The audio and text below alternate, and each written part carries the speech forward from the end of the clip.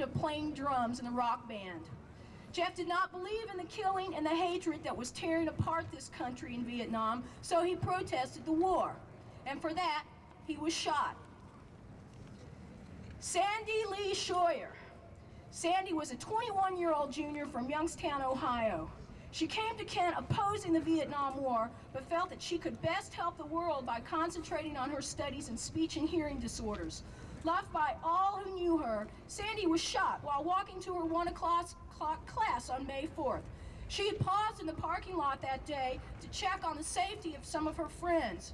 Her concern for others cost her her life. William Knox Schroeder. Bill was from Lorain, Ohio. He was fond of geology, traveling, psychology, and the Rolling Stones. Bill was attending Kent State on an ROTC scholarship with a commitment of 4 years active and 2 years inactive duty in the United States Army after graduation from college. But Bill did not approve of our troops' involvement in Vietnam and came to watch the rally held here on May 4th, 1970. And I cannot help but think that if Bill and more people like him were in the military today, we would not find U.S. troops in the Middle East today. Allison Beth Krause. Allison will be remembered for 5 words. Flowers are better than bullets. She said these words on May 3rd to an Ohio National Guard officer who had ordered a private to remove a flower from the barrel of his gun.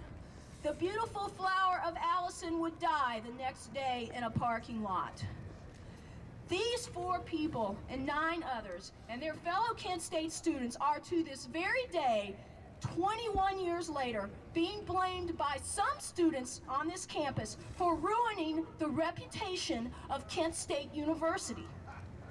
And those of us who remember Allison, Bill, Jeff, and Sandy, and keep their spirit and ideals of peace alive, are being told by some to forget May 4th and go home. We'll never forget! Well, we are home, and we are everywhere.